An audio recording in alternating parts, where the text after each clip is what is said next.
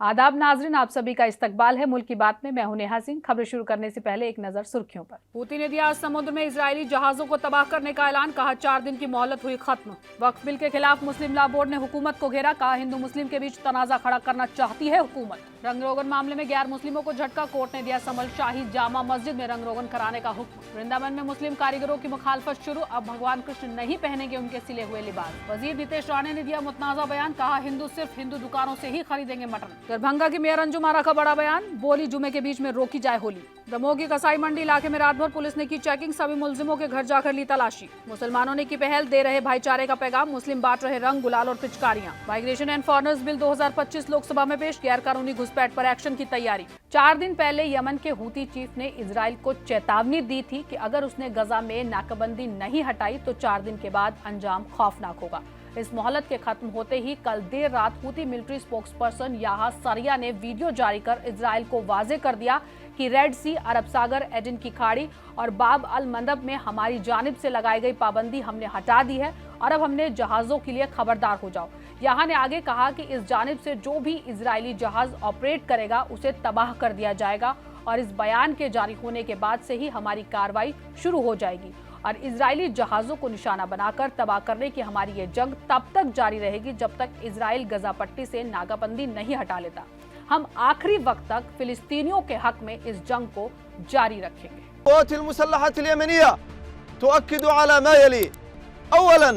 استئناف حظر عبور كافة السفن الإسرائيلية في منطقة العمليات المحددة بالبحرين الأحمر والعربي وكذلك باب المندب وخليج عدن.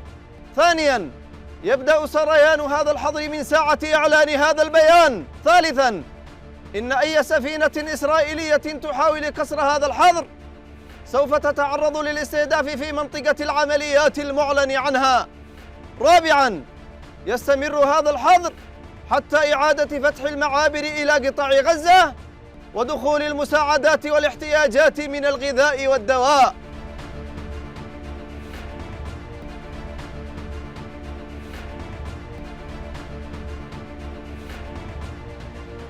Yemen के Houthi ने Israel को साफ चेतावनी दी है कि लाल सागर में अगर पाबंदी की खिलाफ वर्जी की तो इजरायली जहाजों को निशाना बनाया जाएगा, क्योंकि फिलिस्तीनी इलाकों में इमदाद फिर से शुरू करने की 4 दिन की मोहलत बीत चुकी है।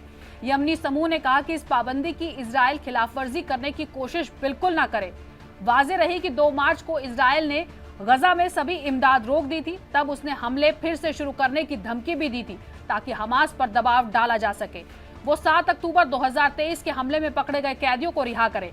इसके बाद से यूएन में कई मुमालिक ने इजराइल की मजम्मत की थी। पूरा अरब तब भी खामोश था और आज भी खामोश है। रमजान के महीने में गजा वासियों के हालत बद से बदतर होते जा रहे हैं। इजराइल ने पहले वहां खाना पीना और दवाइयां पहुंचानी बंद करवाई और उसके बाद पूरे गजा में बिजली काट दी। आज की तारीख में रमजान के महीने में गजा के लोगों का बुरा हाल है, लेकिन अफसोसनाक बात यह है कि इस पर पूरा अरब देश खामोश है। हाल ही में अरब देश ने मिलकर गजा को फिर से बसाने का एक प्लान तैयार किया, जो कुछ ही दिनों में ट्रंप को सौंपा जाएगा। ये तो वक्त ही बताएगा कि अरब के इस मंसूबे में फिलिस्तीनियों के कितने हक हैं और अमेरिका के कितने। ऐसे हालात में सिर्फ ईरान सुपरिटेंडेंट यमन के हूती खुले तौर पर शुरू से लेकर अब तक फिलिस्तीन की हिमायत में इजराइल अमेरिका से सीधी टक्कर ले रहा है और इस बार भी उन्होंने 4 दिन की मोहलत खत्म होने के बाद वीडियो जारी कर अपने बयान में साफ खबरदार कर दिया है कि जब तक इजराइल गजा में इमदाद पहुंचाने की इजाजत नहीं देता और नाकाबंदी नहीं हटा देता, तब तक हम अपने हमले जारी रखेंगे। वाज़ेह रहे कि नवंबर 2023 से हूतियों ने यमन के तट पर जहाजों को निशाना बनाकर 100 से ज्यादा हमले किए हैं और कई अमेरिकी और इजरायली जहाजों को तबाह कर चुका है, जिससे इजराइल और अमेरिका का काफी नुकसान हुआ है। हूती ने बहर से गुजरने वाले उन रस्तों पर बैन लगा दिया जिन पर इनका कब्जा है और जहां से इजरायली और अमेरिकी जहाज का ट्रेड का सामान गुजरता है। उसके बाद से इजरायली और अमेरिकी जहाज उस रास्ते से गुजरना बंद हो गए थे जहां हूतियों का बैन लगा था, लेकिन हमास से सीज फायर डील करने के बाद हूती ने अरब सागर, रेड सी और उन तमाम समुद्री रास्तों पर पाबंदी हटा दी थी जहां से इजरायली और अमेरिकी जहाज ऑपरेट करते थे। वक्फ बिल के खिलाफ मुस्लिम पर्सनल लॉ बोर्ड ने हुकूमत को घेरा है। कासिम रसूल इलियास बोले, वक्फ बोर्ड में तब्दीली लाकर मौजूदा सरकार पूरे मुल्क में बदअमनी पैदा करना चाहती है और हिंदू मुस्लिम के बीच तनाजा खड़ा करना चाहती है। आगे क्या कुछ कहा, आइए आपको सुनाते हैं। वर्शिप प्लेसेस एक्ट मौजूद होने के बावजूद कितनी मस्जिदों पर क्लेम किया जा रहा है आप जानते हैं। अभी ज्ञान वापी का मसला चल रहा था उसके बाद मथुरा का मसला शुरू हुआ, अभी संभल का मसला शुरू हो गया, और ऐसी कई जगह हो रही है। तो जब आप वक्फ एक्ट में इतनी ड्रास्टिक तब्दीली कर देंगे तो उसके बाद क्या होगा, ये बात इसी तरह आप जानते हैं।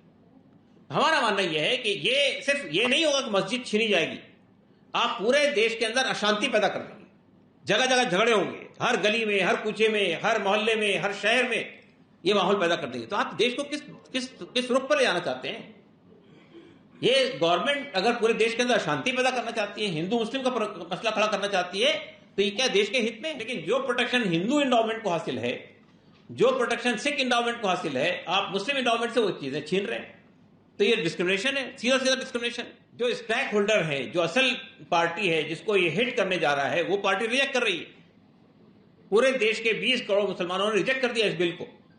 पाकिस्तान के बलूचिस्तान में 400 से ज्यादा मुसाफिरों से भरी एक ट्रेन पर हथियारबंद बलूच लिबरेशन आर्मी ने कब्जा कर लिया। हमले की जिम्मेदारी अलगाववादी ग्रुप बलूच लिबरेशन आर्मी ने ली है। कोटा से पेशावर जा रही जाफर एक्सप्रेस पर हुआ। मालूमात के मुताबिक जाफर एक्सप्रेस हमले के बाद पाकिस्तानी फौज ने अब तक 155 मुसाफिरों को बचा लिया है। कुछ जख्मियों को मुकम्मल इलाज दिया जा रहा है। रेलवे अफसरों के मुताबिक इस ट्रेन में 9 डिब्बे हैं और इनमें 400 से ज्यादा मुसाफिर सवार हैं। पाकिस्तान के वजीर मुमलिकत बराए दाखिला तलाल चौधरी ने कहा कि जाफर एक्सप्रेस के कई मुसाफिरों को ट्रेन से उतारकर हथियारबंद पहाड़ी इलाके में ले गए हैं। इसके अलावा BLA की ओर से जारी एक बयान में कहा गया, हमने सिब्बी जिले में ट्रेन पर हमले के पहले रेलवे ट्रैक को उड़ा दिया। ट्रेन अब हमारे कब्जे में है। बलूच लिबरेशन आर्मी ने दावा किया कि ट्रेन में सवार मुसाफिर और जवान उनके कब्जे में है और अगर उनके खिलाफ कोई एक्शन लिया गया तो इसके संजीदा नतीजे होंगे। ट्रेन को हाईजैक किए 20 घंटे से ज्यादा हो गए हैं। पाकिस्तान में हाईजैक ट्रेन से शहबाज सरकार बेचैन हो गई है। BLA यानी बलूच लिबरेशन आर्मी ने जाफर एक्सप्रेस ट्रेन को अपने कब्जे में लेकर कहा कि बलोचों की डिमांड पूरी नहीं हुई तो कत्लेआम मचा दिया जाएगा।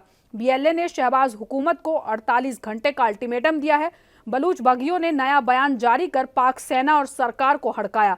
साफ साफ धमकाते हुए उन्होंने कहा कि अगर उनकी डिमांड पर संजीदगी से नहीं सोचा गया तो हर एक गोली के बदले 10 मुसाफिर मारे जाएंगे। बलूच बागियों ने कहा कि पाकिस्तानी सेना ने जो हमला कुछ घंटों पहले किया है ये बेहद ही गैर जिम्मेदाराना हमला है। पाकिस्तान ने ड्रोन से हमले किए और 2 गोले दागे हैं।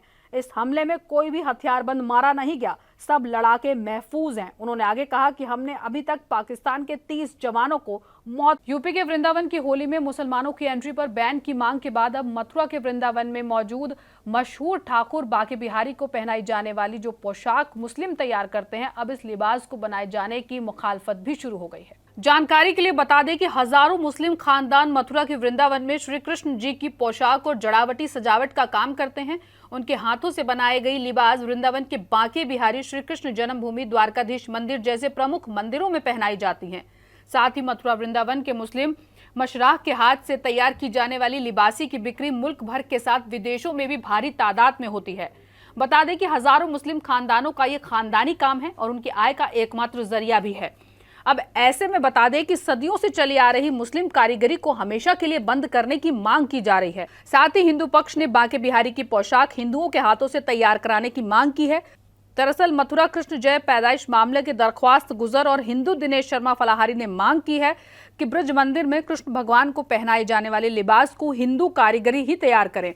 मंदिर इंतजामिया और हिंदू लीडर दिनेश शर्मा ने वृंदावन के ठाकुर बांके बिहारी मंदिर के पुजारियों और मददगारों के साथ मिलकर एक ज्ञापन सौंपा। साथ ही उन्होंने मंदिर इंतजामिया से गुजारिश की है कि कृष्ण भगवान के लिए हिंदू कारीगरों के हाथों से बनाए गए लिबास और सजावट का सामान इस्तेमाल किया जाए।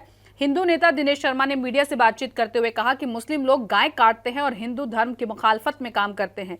साथ ही उन्होंने कहा कि वैसे लोगों से भगवान का कोई भी काम क्यों कराया जाए या क्यों खरीदा जाए। महाराष्ट्र हुकूमत के वजीर और बीजेपी लीडर नितेश राणे अपने बयानात की वजह से हमेशा सुर्खियों में रहते हैं। हाल ही में उन्होंने कई मुतनाज़ा बयान दिए।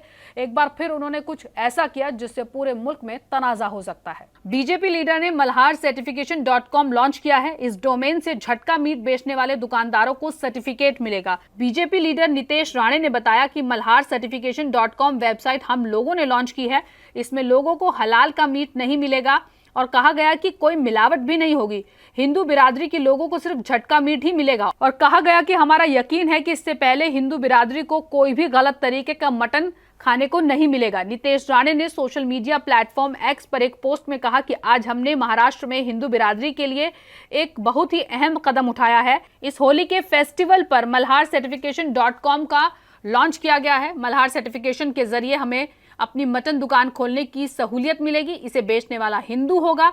मीट में कहीं भी कोई भी मिलावट नहीं होगी। साथ ही कहा गया कि हमें हिंदुओं को मजबूत बनाना है और किसी और गैर मजहब को नहीं। जुमार होली का मौजू मुल्क में गरमाया हुआ है। इसी सिमत में अब दरभंगा की मेयर ने मशवरा दिया है कि जुम्मे के मद्देनजर होली को 1.5 घंटे तक रोका जाए। मीटिंग के दौरान डीएम ने लोगों से गुजारिश की है कि वो किसी को भी जबरदस्ती रंग न लगाएं और मजहबी तरीके से होली मनाएं। उन्होंने बताया कि डीजे और अश्लील गानों पर रोक लगाई गई है। मीडिया रिपोर्ट्स के मुताबिक इस मीटिंग में अंजुम आरा भी मौजूद थी, लेकिन वो बीच में ही बाहर आ गई। मीडिया से खिताब करते हुए अंजुम आरा ने कहा कि जहाँ भी आपको जरा सा कुछ लगे तो आप इंतजामिया की मदद लें ताकि कोई भी हादसा होने से बच सके। 12:30 से 2 बजे के बीच होली को रोका जाए। नमाज के लिए 1.5-2 घंटे का ब्रेक होना चाहिए, क्योंकि जुमे के वक्त को आगे नहीं किया जा सकता। इसलिए सभी लोगों से गुजारिश है कि वो 12 से 2 के बीच होली का प्रोग्राम रोक दें। मस्जिद या फिर जहां नमाज पढ़ने जाते हैं वहां थोड़ी दूरी बनाकर रहा जाए। क्या प्रशासन से आपने बात किया है? से हम लोगों ने तरकीब निकाला है कि 12:30 से 2 बजे के बीच में थोड़ा होली को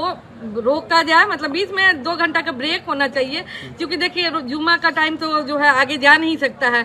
इसीलिए जैसे हम लोग भी जो है रमजान में अगर मुहर्रम पड़ गया है तो हम लोग ने टाइम टेबल थोड़ा चेंज किया है। बस सभी लोग से आग्रह यही रहेगा कि 12:30 से 2 बजे के बीच थोड़ा सा होली का कार्यक्रम जो है मस्जिद और जहाँ पे नमाज पढ़ने जाते हैं लोग उससे थोड़ा दूरी बना के अपना, ये आपने अपना सुझाव रखा है? जी बिल्कुल ठीक है। अंजुम आरा की इस बयान के बाद सियासी गलियारों में खलबली मच गई और तमाम ने बयान की मुखालफत शुरू कर दी। बिहार के बीजेपी एमएलए हरिभूषण ठाकुर बचौल ने दरभंगा की मेयर पर निशाना साधते हुए कहा कि दरभंगा की मेयर गजवा हिंद और दहशतगर्द सोच की खातून है। होली का जश्न नहीं रुकेगा, 1 मिनट के लिए भी ब्रेक नहीं होगा। होली धूमधाम से मनाई जाएगी। देखिए, दरभंगा की मेयर गजवा हिंद और आतंकवादी मानसिकता की महिला है। वो जिस परिवार से संबंधित है उसका पुराना इतिहास रहा है और उस दिन होली होगा, संपूर्ण जगह पर होली होगा। जिनको पसंद नहीं है वो परहेज करें। और राजद और कांग्रेस के लोग, वामपंथ के लोग कहाँ हैं? उनके मुंह में क्यों दही जम गई है? वो जो आग लगाना चाह रही हैं वो आग नहीं लगेगा। ऐसे लोगों पर सख्त से सख्त कार्रवाई करे प्रशासन। वहीं अपने बयान पर मजम्मत का सामना कर रही अंजुम आरा ने बाद में अफसोस जाहिर करते हुए माफी भी मांग ली। उन्होंने कहा कि मैंने अपने बयान पर अफसोस जाहिर किया है। सुबह से ही लोग मुझे बांग्लादेशी और देशद्रोही कह रहे हैं। मेरी मंशा दरभंगा में अमन बनाए रखने की थी। सुबह से मेरे पास हर तरह के आदमी आ रहे हैं। मुझे कोई जो है बांग्लादेशी कह रहा है, कोई देशद्रोही कह रहा है। तो मैं मीडिया कर्मी भाइयों से ही कहना चाहती हूँ कि अगर ठीक है आप मेरे बारे में जांच करा लीजिए। अगर कुछ ऐसा पुख्ता सबूत मिलता है तो मेरे पे जो सख्त कार्रवाई होती है वो आप करवाइए। अब भाजपा हमलेबार है या कोई पार्टी हमलेबार है तो उससे उनका सोच तो हम नहीं रोक सकते। उनको जो सोचना है वो सोचे, लेकिन मेरी मंशा बस इतनी थी कि दरभंगा शहर में शांतिपूर्ण ढंग से हो। इसी संदर्भ में मैंने ये जो है बोला था। मध्य प्रदेश के दमोह में 7 मार्च को हुई गोकशी की बड़ी वारदात के बाद लगातार पुलिस एक्टिव मोड में है। पुलिस इंतजामिया लगातार घर घर जाकर चेकिंग कर रही है। बता दें कि पुलिस ने रात भर कसाई मंडी इलाके में चेकिंग की। एसपी ने स्पेशल टीम बनाई है और ये टीम इन इलाकों के आदतन मुजरिमों की धरपकड़ कर रही है। इस टीम का जिम्मा जिले के एडिशनल एसपी संदीप मिश्रा को दिया गया है और खुद एडिशनल एसपी इन इलाकों में चेकिंग करने के साथ साथ मुजरिमों के घर की तलाशी भी ले रहे हैं। पुलिस को गोकशी में शामिल उन लोगों की तलाश है जो कई सालों से इस तरह के कामों को अंजाम दे रहे हैं। एडिशनल एसपी संदीप मिश्रा के मुताबिक रमजान और होली का त्योहार खास है और इसमें कोई हालात खराब ना हो, इसके लिए मौजूदा हालातों के मद्देनजर जिले के अलग अलग जगहों की फोर्स को पहले ही डिस्ट्रिक्ट हेडक्वार्टर पर भेजा गया है। इसके अलावा दूसरे जिलों से भी फोर्स मांगी गई है ताकि सब कुछ अमन और सुकून के साथ हो सके। संभल में हाल ही में होली और जुमे की नमाज को लेकर माहौल गर्म है। सीओ अनुज चौधरी के बयान ने एक अलग तनाज़े को जन्म दे दिया, जिसमें उन्होंने कहा था कि होली साल में एक बार आती है और जुमा 52 बार आता है। ऐसे में नमाज के वक्त को आगे बढ़ा दिया जाए। लेकिन यहाँ के मुसलमानों ने एक ऐसा काम कर रहे हैं जिसकी वजह से उनकी खूब तारीफ हो रही है।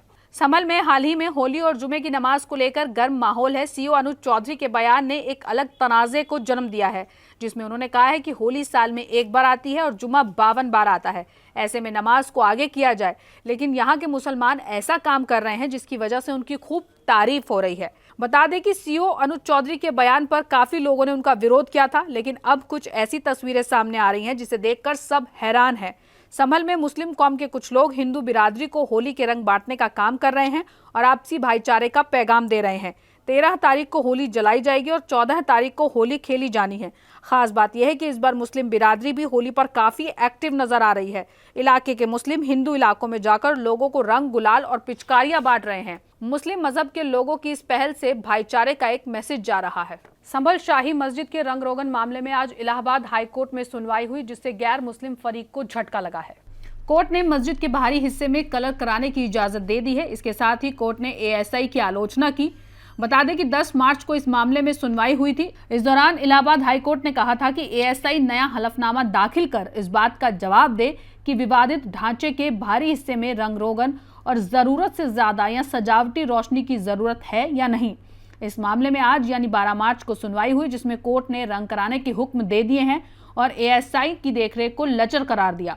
एएसआई ने अपनी रिपोर्ट में कहा कि पिछले कई सालों से मस्जिद कमेटी रंग रोगन कराती आ रही है, जिसके चलते इमारत की बाहरी दीवारों को नुकसान हुआ है। इस पर कोर्ट ने सवाल किया कि अगर मस्जिद कमेटी की वजह से इमारत को नुकसान पहुंच रहा है तो आप इतने सालों से क्या कर रहे थे?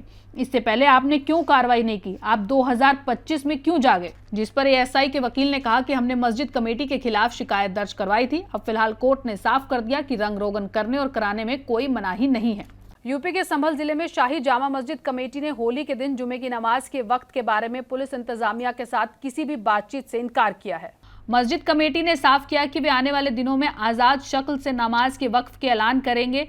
संभल की शाही जामा मस्जिद कमेटी के अध्यक्ष जफर अली ने बताया, ना तो वो और ना ही कमेटी का कोई नुमाइंदा इंतजामिया की बुलाई गई बैठक में मौजूद थे, ना हमें बुलाया गया था। उन्होंने कहा कि हम पुलिस इंतजामिया के कांटेक्ट में नहीं हैं। उनके साथ जुमे की नमाज के समय के बारे में कोई बातचीत नहीं हुई। इस बारे में हम अपने उलेमाओं और मजहबी रहनुमाओं से बातचीत कर रहे हैं और 1 या 2 दिन के अंदर ऐलान कर देंगे। जफर अली ने कहा कि केवल शाही जामा मस्जिद कमेटी के पास नमाज का समय तय करने और ऐलान करने का हक है। उन्होंने कहा, हम शहर में सुकून चाहते हैं ताकि होली और रमजान के त्यौहार अमन और सुकून से मनाए जा सके। साथ ही उन्होंने कहा कि होली और जुमे की नमाज पहले भी बिना किसी परेशानी के एक साथ हुई है। मजहबी आलिम सिर्फ ताजुज दे सकते हैं, लेकिन आखिरी फैसला मस्जिद कमेटी ही लेगी। संभल के सीओ के खिलाफ पोस्ट डालना आबाद नाम के एक शख्स को भारी पड़ गया। पुलिस ने आरोपी के खिलाफ फौरन एक्शन लिया और उसे गिरफ्तार कर लिया। आखिर आबाद का गुनाह क्या था और उसने क्या पोस्ट डाला था जिसकी वजह से उसे हवालात की हवा खानी पड़ गई? संभल के सीओ के खिलाफ पोस्ट डालना आबाद नाम के एक शख्स को भारी पड़ गया। पुलिस ने आरोपी के खिलाफ फौरन एक्शन लिया और उसे गिरफ्तार कर लिया। आखिर आबाद का गुनाह क्या था और उसने क्या पोस्ट डाला था जिसकी वजह से उसे हवालात की हवा खानी पड़ी? दरअसल आबाद ने एक पोस्ट किया था जिसमें उसने अनुज चौधरी का फोटो लगाया था और लिखा था कि बकरीद साल में एक बार होती है, जिसे लगता है कि मांस और खून देखने से मजहब खराब होता है, वो अपने घरों से बाहर ना निकले। इस पोस्ट में उसने लिखा था, अरेस्ट अनुज चौधरी, जिसकी वजह से आबाद को पुलिस ने गिरफ्तार कर लिया। आबाद का जेल से एक वीडियो भी सामने आया है जिसमें वो माफी मांगता दिख रहा है। वो कहता है कि मैं शहर शाहपुर का रहने वाला हूँ, मैंने जो सीओ साहब पर तब सराह की है उसके लिए मैं क्षमा चाहता हूं। मरकजी वजीर मुमलिकत बराए दाखिला ने इमिग्रेशन एंड फॉरेनर्स बिल 2025 पेश किया। यह बिल गैर कानूनी घुसपैठ और वीजा की मुद्दत खत्म होने के बाद भी भारत में रुके विदेशियों के खिलाफ सख्त कार्रवाई करेगा। लोकसभा में मंगल को मरकजी वजीर मुमलिकत बराए दाखिला नित्यानंद राय ने इमिग्रेशन एंड फॉरेनर्स बिल 2025 पेश किया। यह बिल गैर कानूनी तौर पर भारत में घुसपैठ करने और वीजा की मुद्दत खत्म होने के बावजूद भी भारत में रहने वाले गैर मुल्कियों के खिलाफ सख्त कार्रवाई करने की ताकत देता है। अगर कोई शख्स जाली दस्तावेजों से भारत में दाखिल लेने या भारत से विदेश जाने के लिए जाली पासपोर्ट और दीगर दस्तावेजों का इस्तेमाल करता है तो ऐसे मामलों में मुलजिम के खिलाफ 2 से 7 साल तक की सजा का प्रोविजन रखा गया है। इसके साथ ही 1 लाख से 10 लाख तक का जुर्माना भी लगाया जाएगा, जबकि वैलिड पासपोर्ट और वीजा के भारत में घुसपैठ करने वालों के खिलाफ सख्ती करते हुए उन्हें 5 साल तक की सजा या 5 लाख रुपए तक का जुर्माना या फिर दोनों एक साथ किए जा सकते हैं। ये बिल पुलिस और इमिग्रेशन ऑफिसर को और ज्यादा ताकत देता है। ऐसे किसी भी मामले में पुलिस अफसर बिना वारंट के मुलजिम को गिरफ्तार कर सकेंगे। ये बिल गैर मुल्कियों को भारत से हटाने, उन्हें उनके मुल्क डिपोर्ट करने या छूट देने जैसे तमाम मामलों में मरकजी की ताकत बढ़ाएगा। यूपी की योगी आदित्यनाथ हुकूमत ने होली से पहले रियासत के शहरियों को बहुत बड़ा तोहफा देने का ऐलान किया है।